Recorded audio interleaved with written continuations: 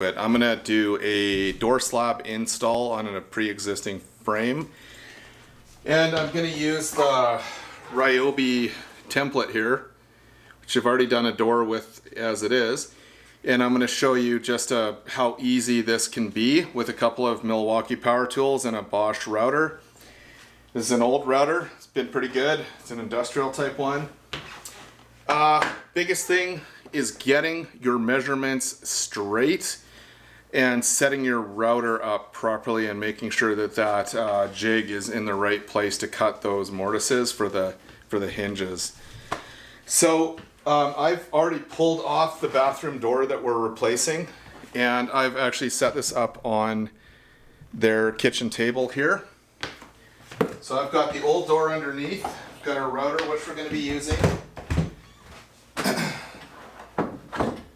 and reason I've got these two doors sitting like I do is because it makes it really easy to check measurement. So luckily for me on this one, the height is exactly the same. So if the height were not the same, then I would have to trim the door to length. But in this case, it actually happens to be the same. But I think like with every door that I'm doing in this house, there is a different height for the door. So that is, you know, unprofessional renovation or construction in my opinion. They should all be the same.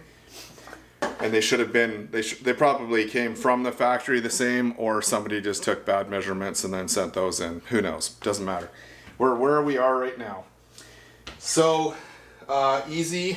Make sure that the top of the door and the top of the door are on the same end when you do this. You're just going to line up. Again, this is just a quick cheat on how to do this.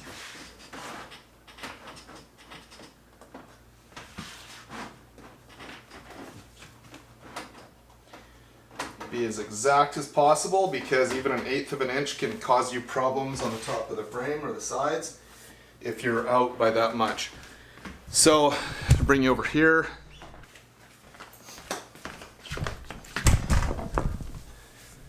Okay, and so you can see where it was cut out for the hinge on the original door. I've got my ends lined up, and all I'm gonna do is trace the one end, transfer it onto the other door here. So, move along to the next one.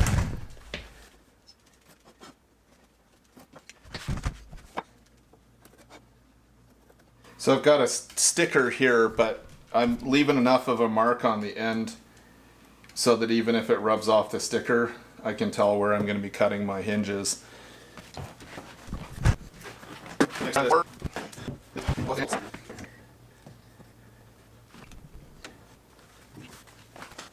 Since we're using a 3.5 inch hinge, means from top to bottom of the hinge is 3.5 inches, we're going to select 3.5. Alright, so when you look down into here, my marks line up on either side. And just even that out as close as you can. You're going to crank this down. So if you look right in the edge here and in the edge here, you can almost see the mark, like the pen mark right there. So I've lined that up. I put the inserts in for rounded edges, rounded corners. I'm going to use my hinge gauge right here, which is right here and here. And this is going to tell you whether to, like if you've got a 4.5 or a 5 inch hinge, you're going to use this side. And if you've got a thinner hinge, which is a 3, 3.5 or a 4, you're going to use this side.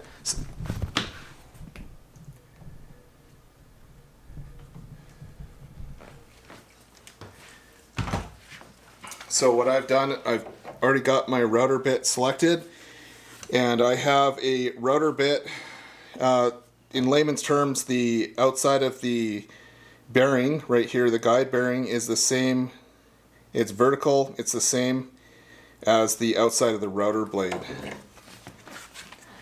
So I am going to take my router, And I am going to set my depth.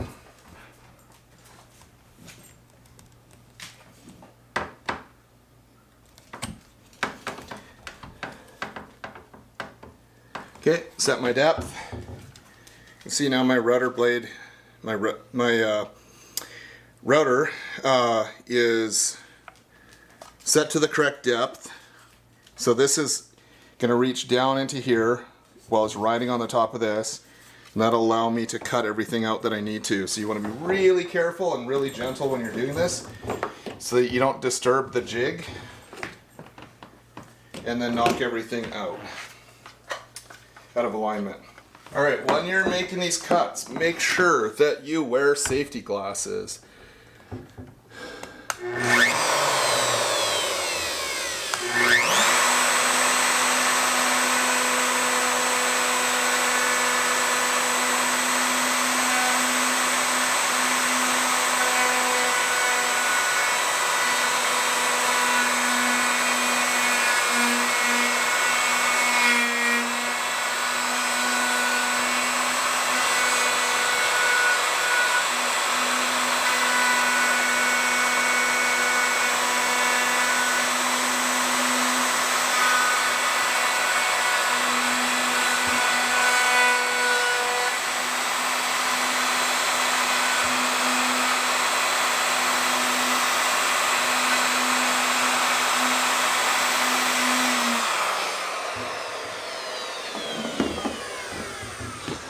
And that's it.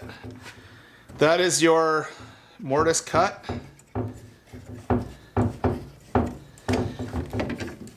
Albeit a little non-conventionally. That's cut. That'll accept the hinge. And it's exactly the same as it is for the one that was on the door that was in the house already. So then I'll move on and I'll just keep doing that with the other doors. Be extremely, extremely careful while you're doing this. Here